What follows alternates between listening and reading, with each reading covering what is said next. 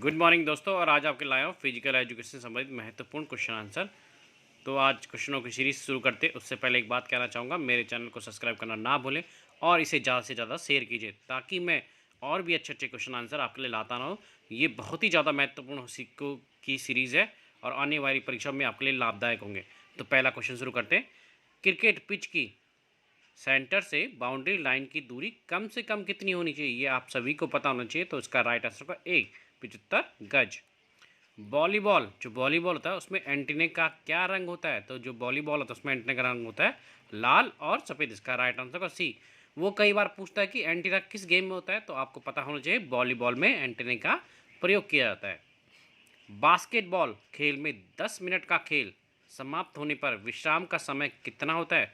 जो बास्केटबॉल खेल होता है उसके 10 मिनट खेल जब खेल होता है तो उसके समाप्त होने पर जो हमें विश्राम का समय मिलता है वो कितना होता है? वो होता है 3 मिनट। इसका राइट आंसर होगा सी।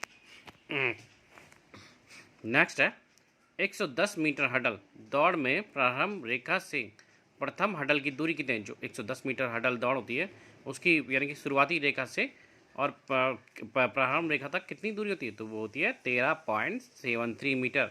इसका राइट आंसर होगा सी। भारत में सर्वप्रथम किस समाचार पत्र द्वारा खेल समाचारों को प्रकाशित किया गया था? ये मोस्ट इंपॉर्टेंट क्वेश्चन कई बार पेपर में पूछ चुके हो। उसका राइट आंसर होगा द हिंदू। इसका राइट आंसर होगा ए। और मैं एक बात आपको कहना चाहूँगा, हडल की दौड़, हडल जितनी भी दौड़ होती है उनकी हडल, इनकी लेंथ वो अक्सर पूछता है, तो इसलिए मेरा एक वीडियो देख लीजिएगा, पिछला वीडियो, उसमें मैंने हडल उडल के बारे में बताया। मेरे बहुत वीडियो में आपको मिल जाएगा।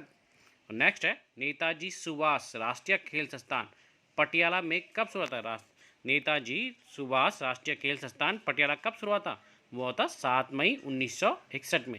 इसका राइट आंसर होगा बी। एक बार फिर रिपीट कर रहा हूँ, नेताजी सुभाष राष्ट्रीय खेल संस्थान पटियाला में कब शुरू हुआ था? तो वो शुरू हुआ था 7 मई 1961 ईस्वी को। राइट आंसर का बी। शारीरिक शिक्षा कॉलेज लाहौर की स्थापना कब और किसने की थी?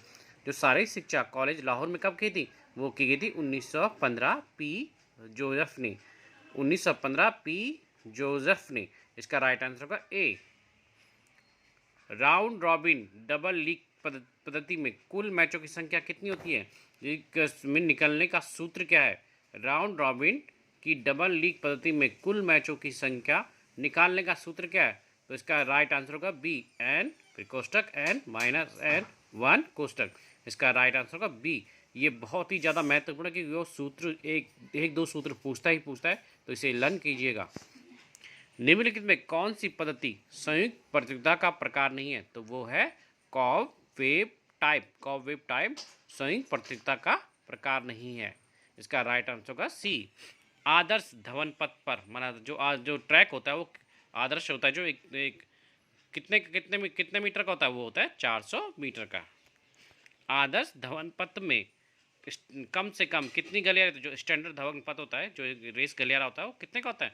कितने गलियारे होते हैं? वो होते हैं 8। राइट आंसर का सी। नेक्स्ट है, माफ़ी चाहूँगा थोड़ी करने के लिए। प्रतियोगिता के किस पद्धति में एक बार हार जाने वाली टीम प्रतियोगिता से बाहर हो जाती है?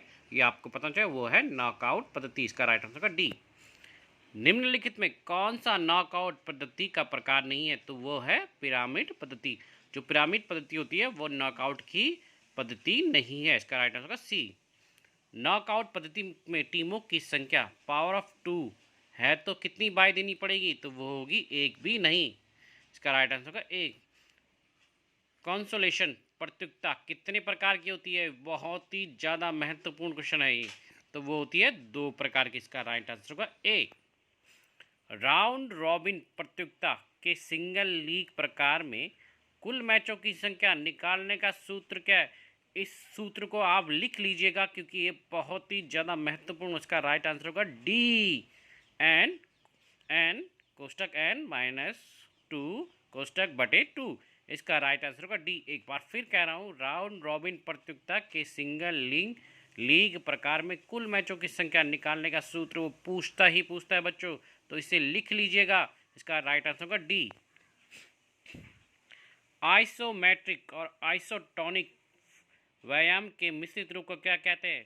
इसका राइट आंसर होगा ए आइसोकाइनेटिक व्यायाम।